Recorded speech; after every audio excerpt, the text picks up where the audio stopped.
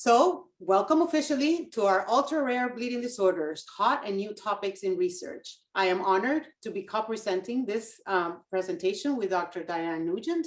My name is Maria Santaella. I work as a research nurse at the National Hemophilia Foundation. And before that, I worked at an HTC for a number of years. So you may know me from those two. Next. All right. So to be able to get the most out of this session, we ask you to use the chat box to write in questions or comments. You can find the chat box on the bottom in the menu, and then it'll pop out on the right side of your screen. And we will try to respond to as many as possible, either at the end of the session or perhaps through the chat box through the session. So make sure to give additional feedback at the end by filling out the evaluation, and we'll talk a little bit more about that in the end. And just so that you know, this presentation will be recorded. These are our speaker disclosures, and there's nothing to disclose. Before Dr. Nugent begins her talk, I thought I would mention to you one very exciting project that NHF has been working on for the past few months, and that's the State of the Science Research Summit. It's going to take place from September 12th to the 15th, and everybody is invited. Professionals, healthcare providers, researchers, but also any member of our community who wishes to hear more about this exciting project. You can find more information if you go to hemophilia.org/summit. The goal of the summit, or how we nicely call it in short, the SOS, is to establish research priorities. So what is really important for our community, every important stakeholder of our community, what's important to research and what do we need to gain more knowledge on? And also, how can we make sure that this research, how we conduct this research is easy and accessible for everyone? Next slide. Thanks, Nicole. So working groups. So for a number of months now, we've been, we divided the work in 6 working groups, and they're listed here for you.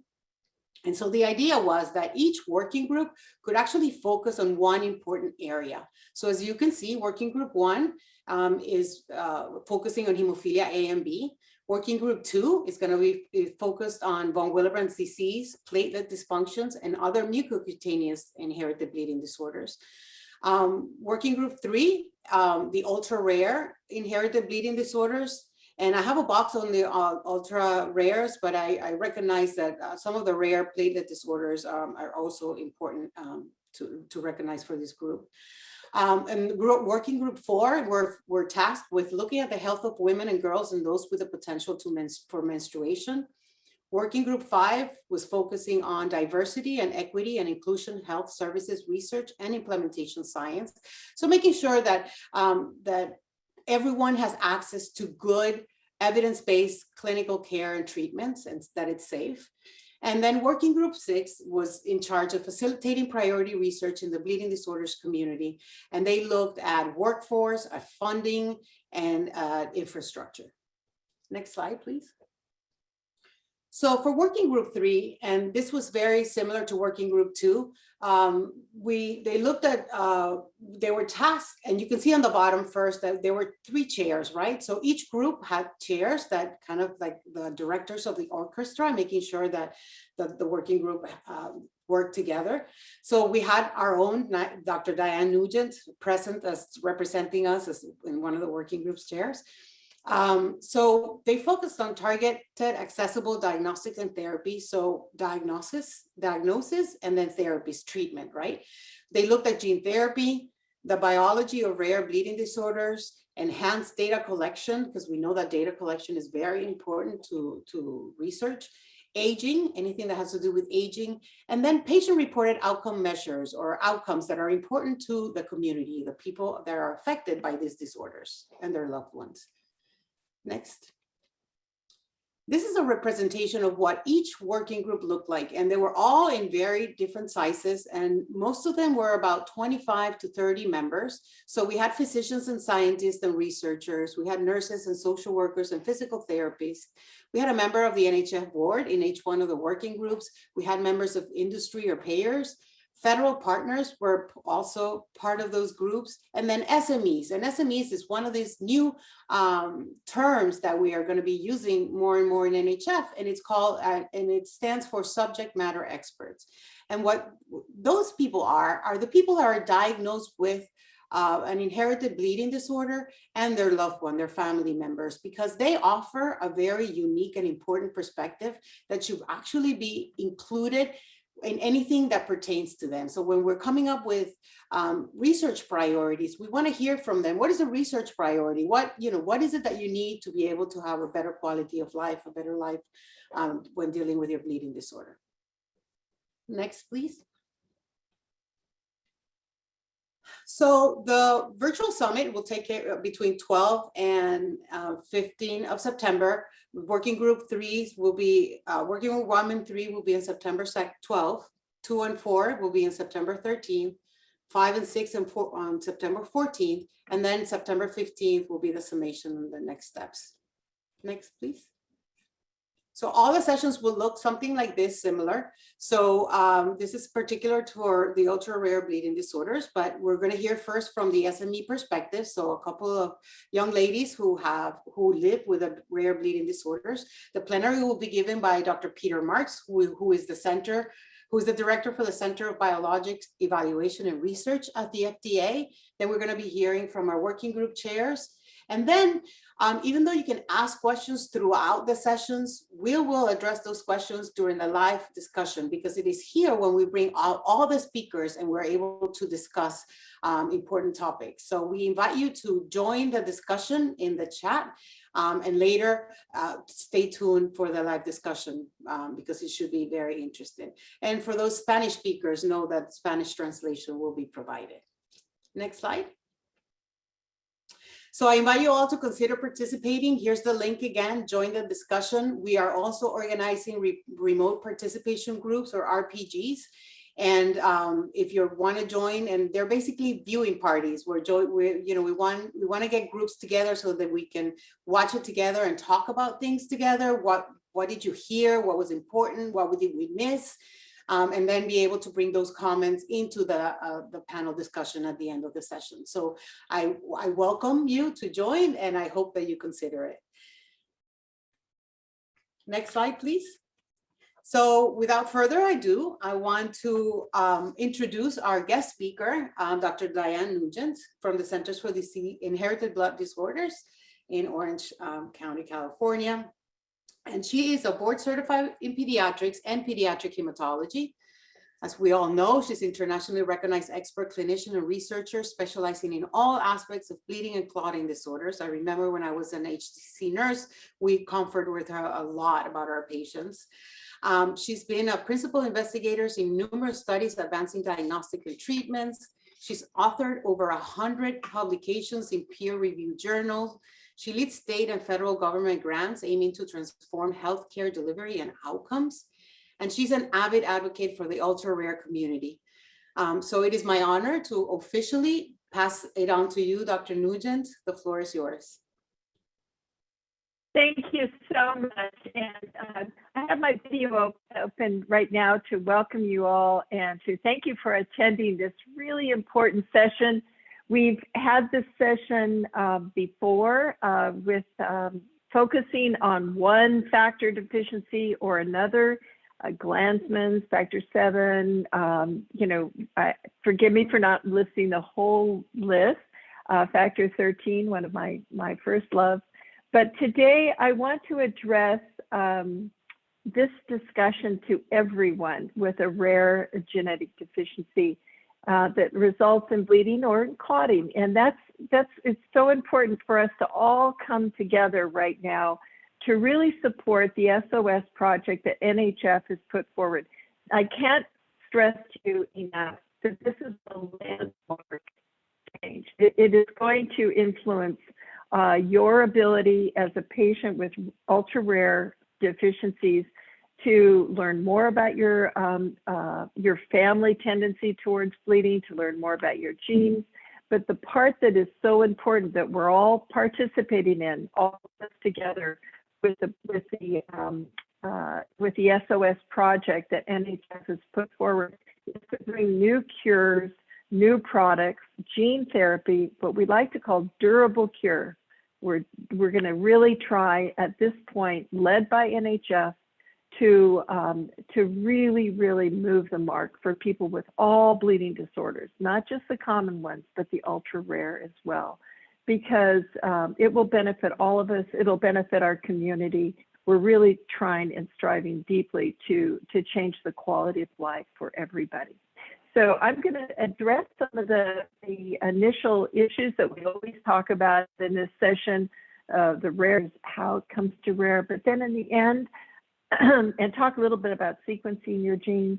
But in the end, I want to focus, as Maria outlined to you, what Working Group 3 is doing, and specifically our group, to try and bring research and new therapies to you all as a community that have rare disorders.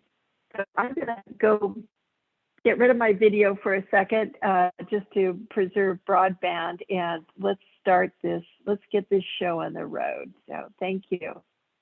This slide, I think, is really important because it really describes what my patients have gone through by the time that I see them. And the reason that I'm hoping you can see way over in the right upper corner, your primary care physician will probably be the first person, if not a mother or a father, to notice that your child is having increased bruising or bleeding. And, you know, the primary care physician is there for the general wellness things, to help you from day to day, getting your immunizations, you know, growth and development and so on. But they have not gone to medical school to study rare bleeding disorders. And they know that right away. And so the first thing they do is refer you out. Unfortunately, there aren't very many centers that do bleeding and clotting disorders throughout the country. So sometimes patients get referred to a specialist in other disorders. Maybe it's cancer. They're a little bit more common. And they come up, they do the best job they can. They send you back to the primary care appointment. And the primary care doctor knows that that's not the answer, so he tries again. And you go to a different specialist. We often call these patients Odyssey patients because they go on and on and on looking for their diagnosis. And I know many of you on this, many of the patients that are on this session have experienced this as well.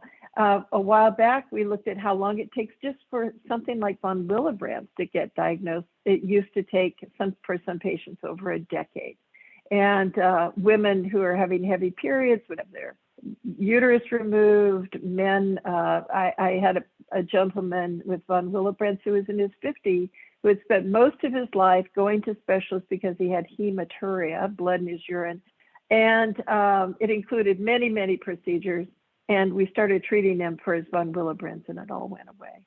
So not only having an early diagnosis gives you relief and knowledge about what's going on, it gets you the right treatment. And, you know, we have been trying years to shorten that time between recognition that you have a bleeding disorder and when you get access to treatment. So the focus of our working group, as you'll see later, is to try and just get that down to a laser fast time frame, get you information about your gene, what's going on, and then get you access to the appropriate treatment. And so for me, the hot important topic is not in any one particular rare disorder, but it's for all of you. And that's what we're going to focus on today. There will be a question and answer period at the end. I know many of you sometimes have very specific questions, and I'll be staying on for that as well. So hoping we'll get to answer everybody's questions. Next slide. So many of you on this call can recognize your factor deficiency, but I'll just point out that this is the way doctors map out where the factors work in what we call the clotting cascade. This cascade is actually generated brilliantly by people in the early part of the 19th century in order to identify which deficiency might be missing. And if you notice up here, this is one of our blood tests, the PTT. Here's another one, the ProTime, sometimes called a PT. Here's fibrinogen down here. And we also can assay activity for factor 13. Many of you may have factor 11 deficiency. Another very common ultra rare is factor 7 deficiency. But these assays don't really give us a clear picture of how all of the proteins work together. And certainly excluded on this particular slide are platelets and the blood vessels themselves, which also provide a really important role in making a clot happen. Here in orange, and I'm going to spend just 1 minute to point out these proteins here in orange, antithrombin, TFPI, protein C, and thrombomodulin. These are important proteins for slowing down the cascade. And I want to mention them now here in the ultra rare because we've had trouble sometimes getting industry, pharmacy, or people to identify, let's say, purification of a factor 10. And so having a factor 10 concentrate, so we have some people over in Europe with it. We're trying to introduce it over here. But another approach that's being taken for factor 8 patients and factor 9 patients, particularly ones with inhibitor, is to block antithrombin. And by slowing down that braking mechanism, it speeds up the clotting. And so that some patients, even though your deficiency may be, let's say you have factor 9 deficiency and you have an inhibitor, so factor 9 products can't help you, by giving this antithrombin, patients' clotting proceeds in a more normal fashion. So these are called non-factor specific replacement or factors that we use.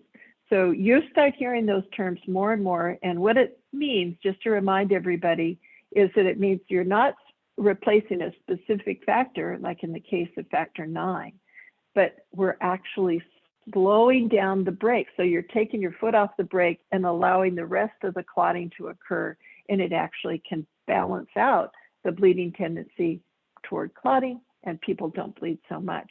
So this is something you may hear. The FDA, Peter Marks is going to be talking, will be talking a lot about other agents that are in the pipeline to help people with ultra rare disorders. Next slide.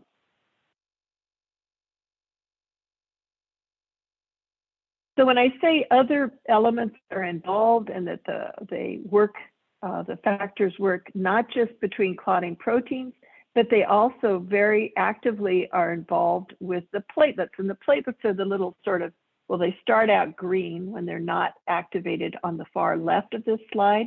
I don't have control of the pointer, so I'll try and orient. There you go. Perfect. Thank you. They start out unactivated, green, just flowing through. But as soon as they see that there's tissue breakdown, they begin to stick. And you see they start changing, and receptors for the clotting proteins are revealed on the surface of the platelets.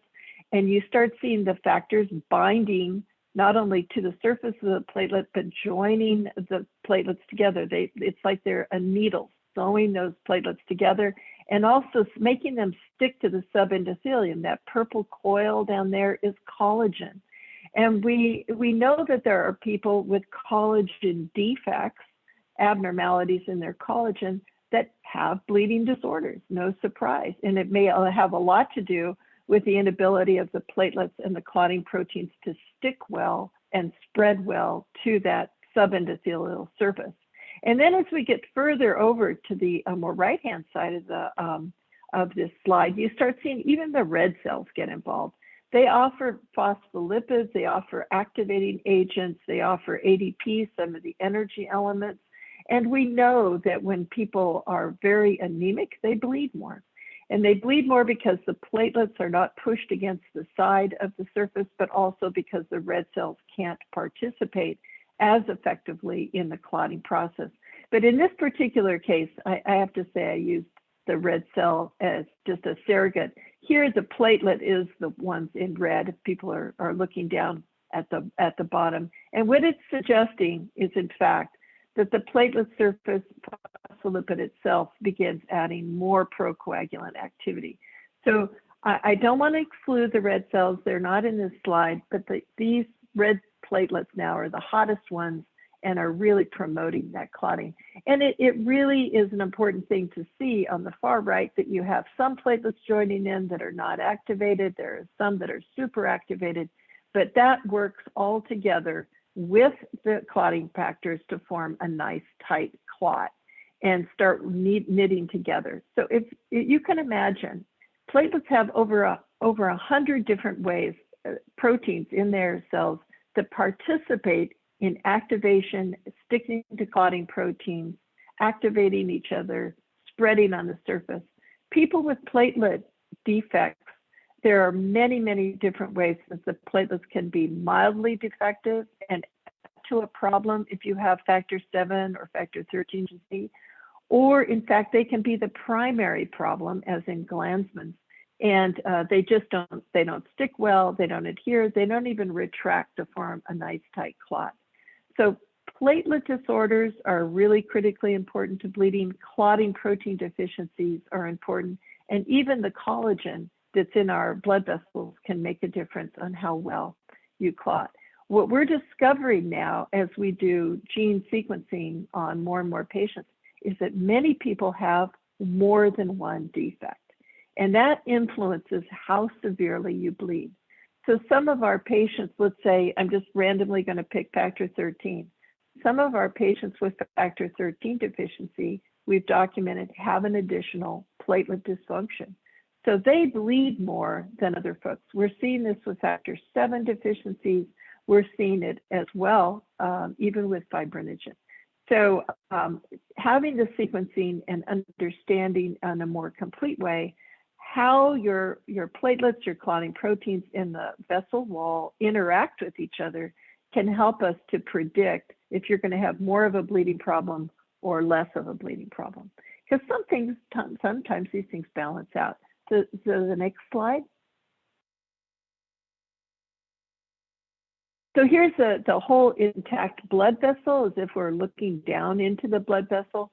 And I'm just going to use this to close and to reinforce one more time that how all of these proteins, platelets, and the blood vessels themselves work together.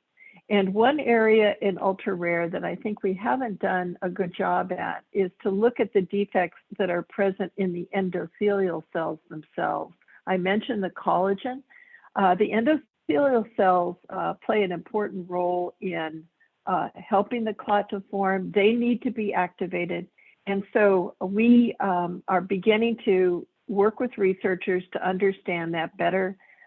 We also are working with folks to understand tissue factor. That's some of the factor that's released from the tissue with damage that binds with factor 7 and acts to really set this whole coagulation program off. You see that in the left lower quadrant, TF, it's kind of a blue color. Once that's revealed, the circulating factor 7 gets activated. And as you see, factor 7, and don't all you factor 7 deficient people get too proud, but it does play a really critically important role in driving the whole clotting system. So factor 7 abnormalities can, in fact, look mild when we test them in the lab as far as their ability to affect the pro-time.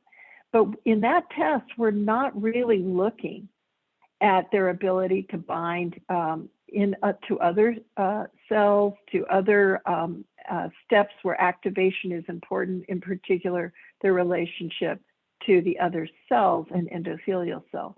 So there is a doctor that we've been working with, Dr. Morrissey, who's a researcher who's particularly interested in that. And we're learning a lot as we sequence patients. So let's get to sequencing. Next slide. So when we look at the genetics of and sequence someone with, I'm just going to pick factor 7 deficiency. We all think about the gene itself, and I think it's important for folks to realize that there's a lot of different steps getting from the gene to the mature protein. if you want to just focus on that, purple, sort of, it looks like a purple pearl necklace right in the middle of the slide. There you go. That's actually the protein that's generated. Let's see. Something happened on my end. Can you all still hear me? Hello? We can still hear you, Dr. Nugent. Oh, okay, great. There, okay, super. This is why my video's off, guys. I had a terrifying moment there. Okay, so the protein is the polypeptides, the amino acid chain there. It's read off of messenger RNA, which is way down at the bottom, through something called the ribosome. And those three little messengers code for each amino acid. If we go further back, as Nicole had been doing, back to the messenger RNA, that's read off of the DNA itself. So what this tells us is, and there's a very important processing step, the message, the protein gets read, is that there may be more than one way that the protein is abnormal. The first way that it's abnormal is maybe the messenger RNA isn't read at all. That happens sometimes when people have a variant in their gene sequence that affects what we call the promoter region, or the region that actually turns on the read for the messenger RNA. Sometimes, though, a nucleic acid is substituted. And when you look at that bottom, again, the very bottom, the messenger RNA, there's something called a codon. You see at the very bottom, right? Thank you, Nicole. That codon gives the message of you having, let's say, one amino acid versus another. It could be a valine instead of an alanine. There are 22. If that codon is not right, if one of those nucleotides has been substituted, it puts in the wrong amino acid.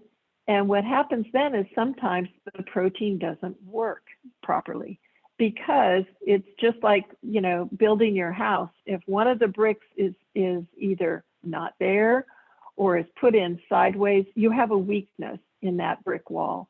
Same thing with the protein. It may not fold correctly. It may not engage the target protein well. And so it becomes a little bit dysfunctional.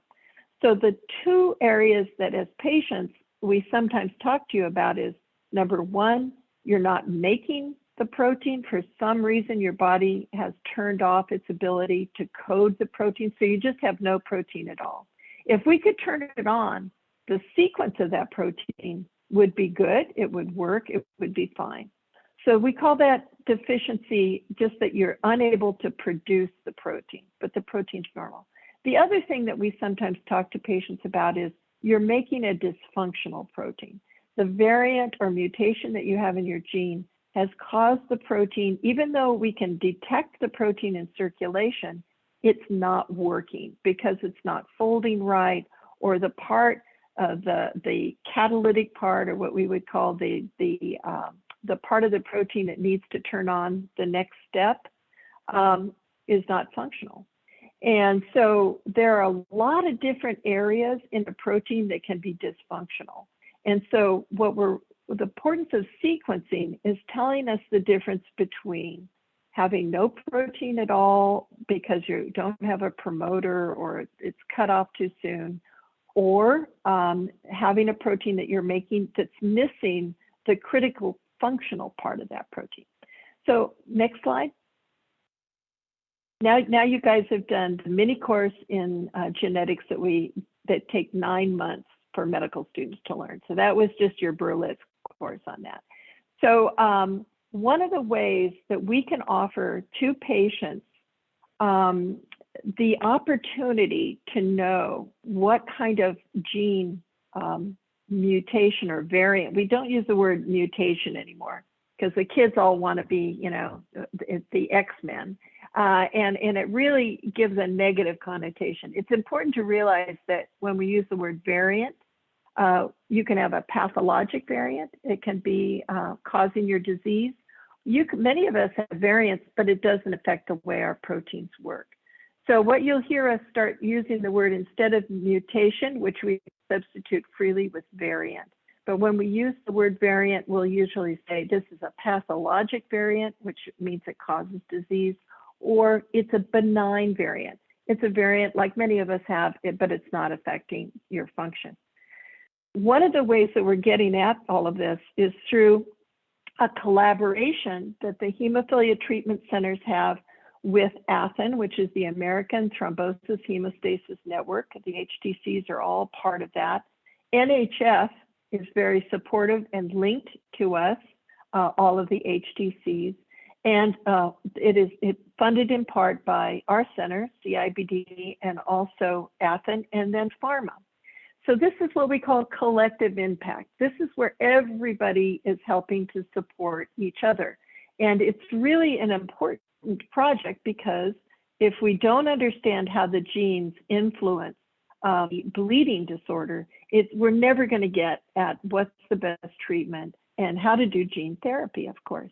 The first attempt at this came, and it was highly effective with NHF and the My Life, Our Future campaign, where many of the factor 8 and factor 9 patients were able to be sequenced. Carriers were sequenced. It really helped us understand severity, the difference between mild, moderate, and severe. It helped us tell sisters and mothers if they're carriers. It was important for genetic counseling and very important for treatment. Because we saw that, ATHEN, NHF, the pharma companies, all of us decided, well, what about everybody else? And so for the ultra rare patients and for some of the most severe platelet disorders, ATHEN 10 was created so that we could sequence everybody else. And the next slide. Oh, and it will be free. We wanted it to be free as it was for My Life, Our Future. The next slide, which is trying to appear, there we go, is an important slide because of all of those variants, it's important for us to know what the bleeding history is, what the diagnosis is, what the baseline antigen level is or activity. And that is being collected by the HTCs, the hemophilia treatment centers. That data is then put together at the treatment center with your providers to determine and talk about the results that we're doing in our lab. It's at CIBD and HADL. We're funded to do the sequencing for free. The next slide is going to show you the panel that we're using. All of you can look at that. We tried very hard to cover everybody that wasn't covered in My Life, Our Future or von Willebrand's, which also has its own free process through, I think it's the Blood Center in Wisconsin, Versity. But this panel focuses on everybody else as much as we could. And there are 30 different genes that we're looking at.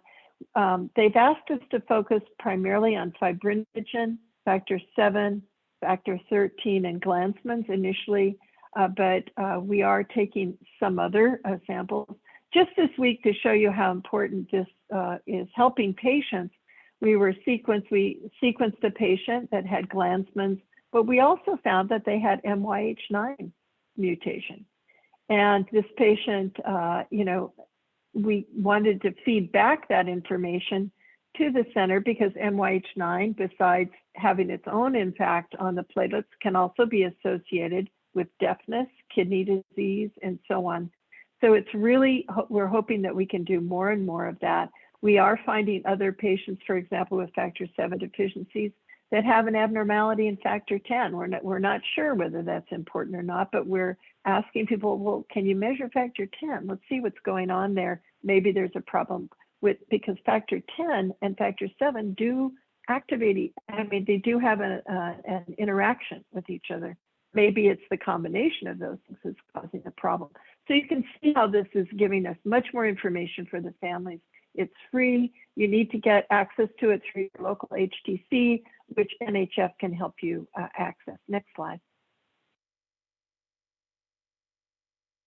So that brings us, and I hope I'm on time. Nicole, tell me how far off I am.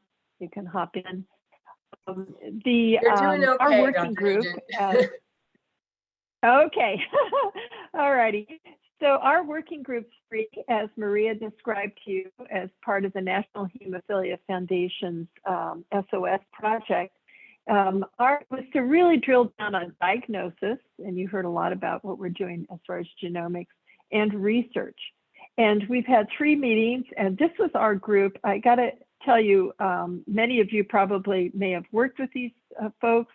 If you have a rare disorder, Dr. Pruthi is in charge of the lab at Mayo. So many of you, if you were diagnosed through Mayo Clinic, Dr. Pruthi probably signed off that diagnosis. We also have a very importantly representative from NHF that's throughout all of the working groups to keep us on track and make sure we stay focused on patients. So this group met 3 times. We had great discussions. There had a wealth of experience. I was really a minor player, I think, compared to Catherine, David, Alyssa. These are really strong. And of course, Rajiv, who's been diagnosing rare disease for a very long time. So we came together and really tried to focus on a few things, just a few things, because of course there are many other working groups and we didn't want to duplicate efforts. We have 2 other working groups just in working group 3 that are looking at policy. So please go ahead with the next slide.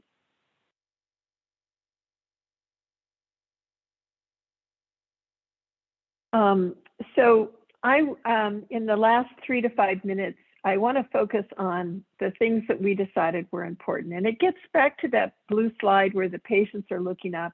This was really supported, and I think is probably the most important thing we can do. How can we help that primary care physician get the right diagnosis quickly? How can we tell him where to send samples, what samples to send, what screening labs should be done? And what we found is that we all agreed that there was a need, and we think this would be doable, it wouldn't be expensive. We think in the range of bang for your buck, I guess the right word is return on investment.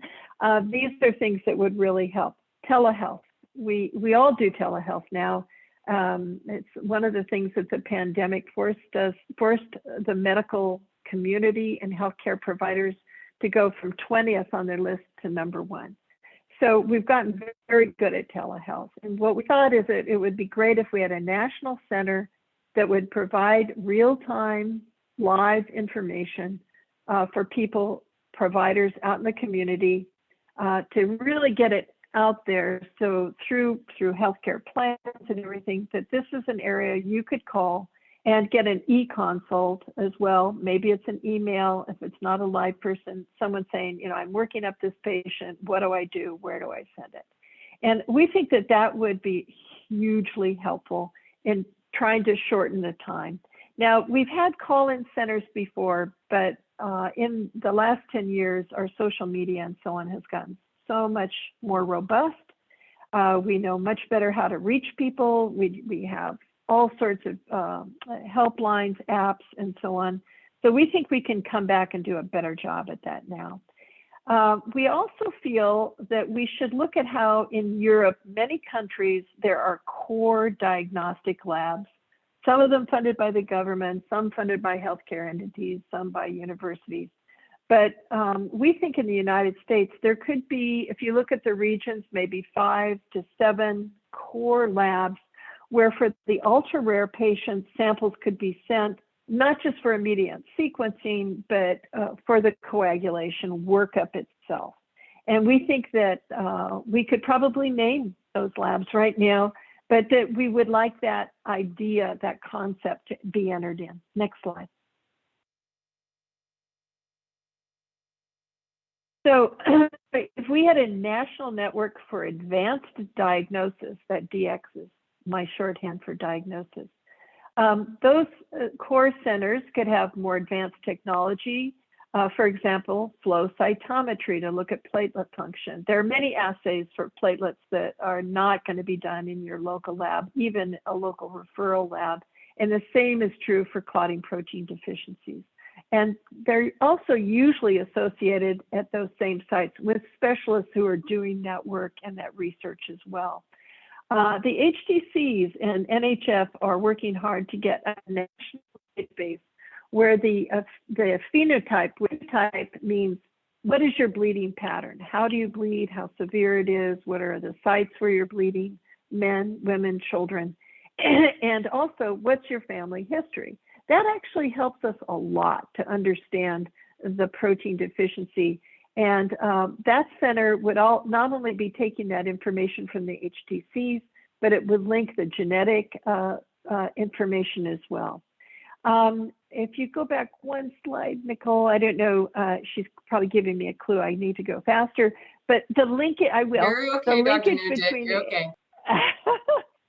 the linkage with the HTCs is really important, because then you have a doctor that can take this data, or a provider, not just doctors, nurse practitioners, PAs, everybody's doing a good job at getting up on board with this. But they can take that information. Not only do they facilitate the referral, they can do a better job at drawing the blood and processing it. A lot of errors occur with people who don't understand this process, in that they'll draw the blood, they send it off, and it sits in a car someplace for 3 days. That's called pre-analytic problems. If you go to a place where they understand how to draw the blood and process it immediately, we'll have a much better answer for families. And sometimes the blood needs to be processed immediately. So we're hoping to set up a network so that if that's what it takes, you know, the NIH flies patients to the NIH to work up sometimes their rare immune disorders or their rare cancer disorders. Why don't we do that for the rare patients that have bleeding and clotting disorders? They may need to go to one of these sites and have their blood drawn fresh and processed fresh so that we can understand that. Why would the federal government, why would pharma, why would universities want to invest in flying one patient across the country to get the workup?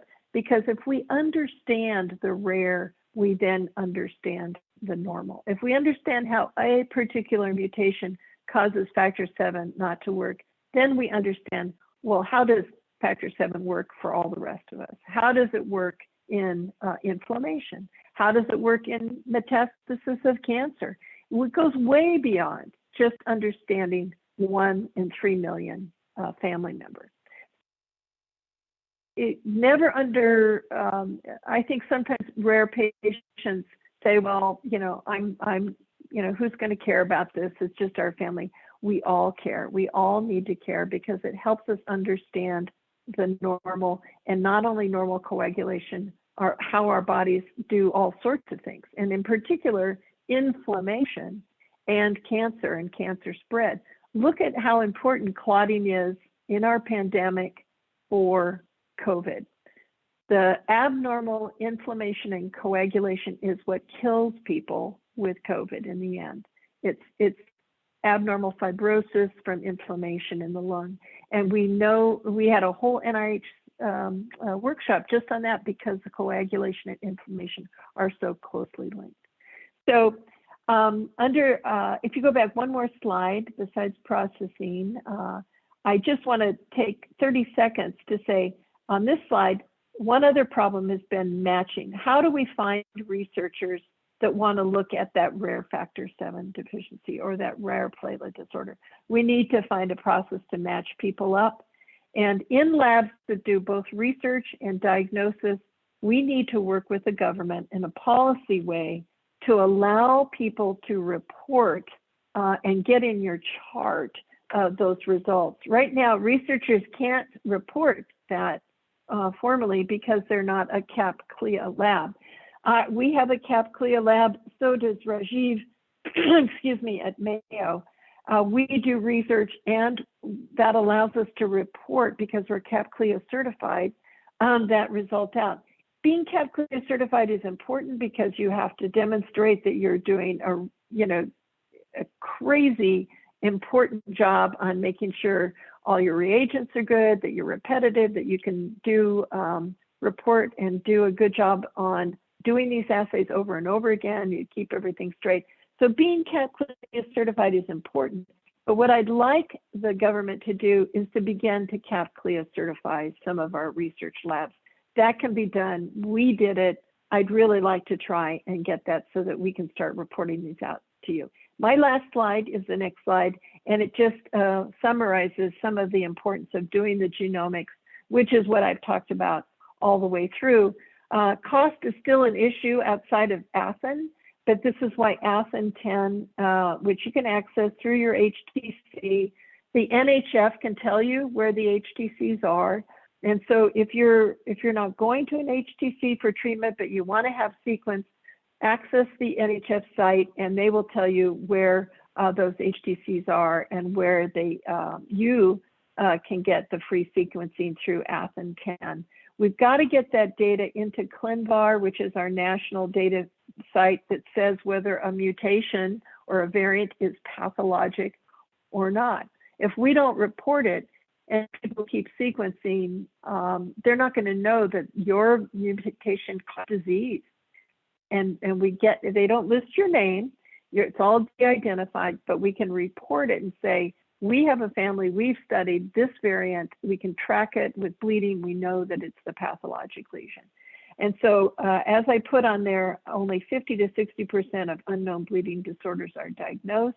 We really need to continue to work on all of these defects. So that's the end of my segment, and I'm going to hand it over to Nicole.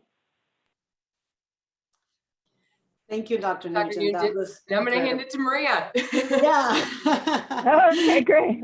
Thanks, Maria.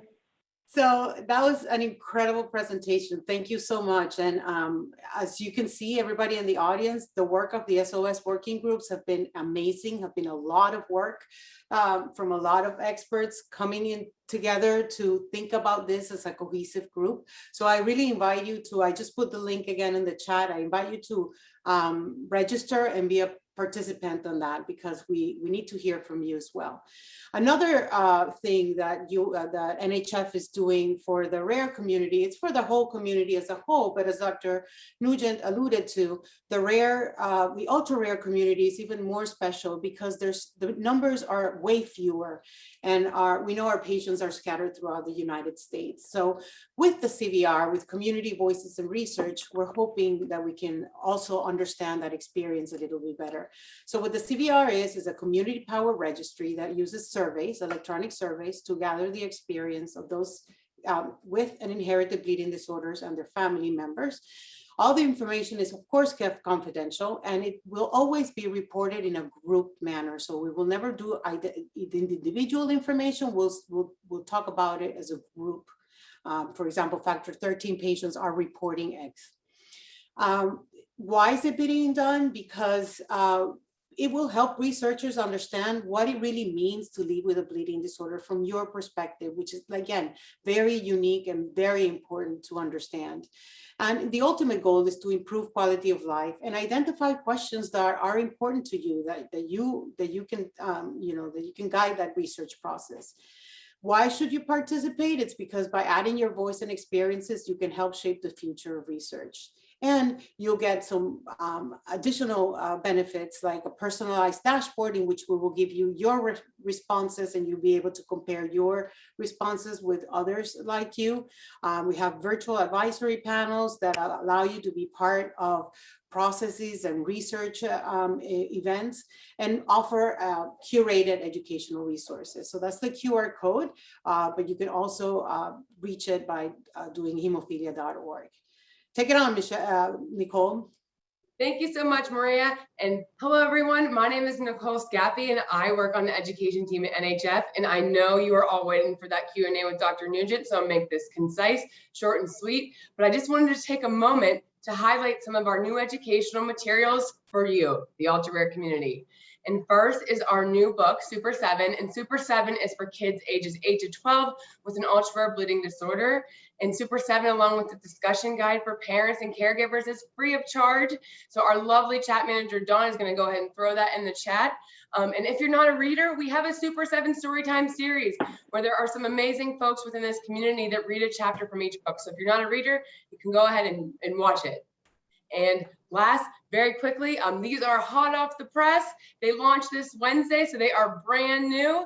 These fact booklets were created to help individuals learn more about factor 7 deficiency, factor 10 deficiency, factor 13 deficiency, and Glanzmann thrombocythemia, and also provide information about symptoms, treatment options, and resources. And our lovely chat manager, Dawn, will probably throw that in there, and you can download your own copy today by clicking that in the chat. And I just want to thank you all for being here today. And I would love to talk to you a bit more, but I really am going to take those extra 5 minutes to pass it to Dr. Nugent for the Q&A with Maria. Thank you, everyone. Thanks, Nicole. So we have about 5 minutes and a few questions in our queue, Dr. Nugent, so let's get right into it. So the first question is, a recent article in hematology.org discussed problems associated with the COVID vaccine and ITT. Does this potentially pose problems for patients with rare bleeding disorders? I ask this because I infused recombinant factor A just prior to the vaccine, and 48 minutes later, I suffer an ischemic stroke in the occipital lobe, and it has been reported to VAERS, Novo Nordisk and Pfizer as an AE. Thank you.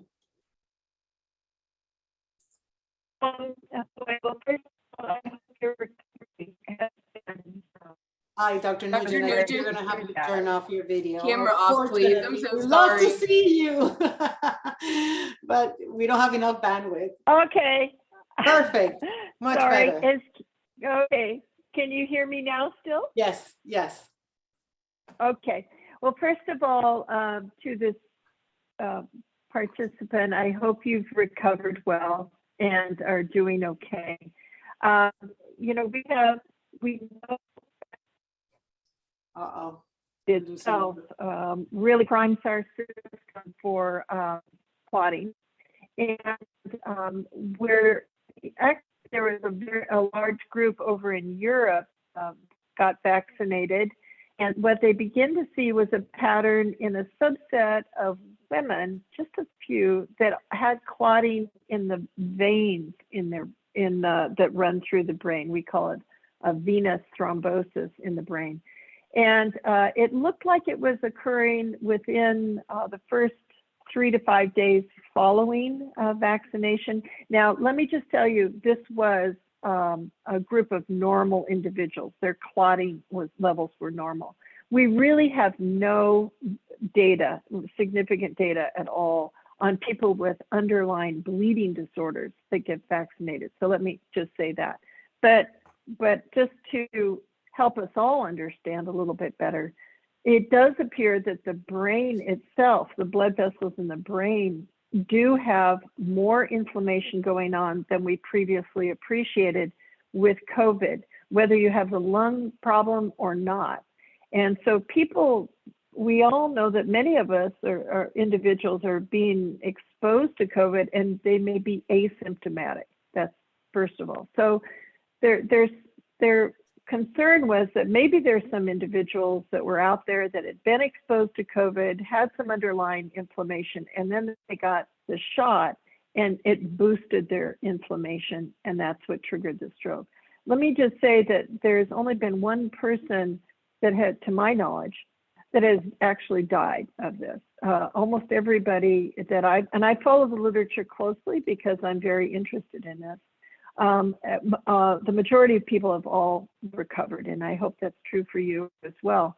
The incidence of this, though, is extraordinarily rare, and as is your case, and I hope that they reported you. I'm sure they probably did, so that we get all the data together.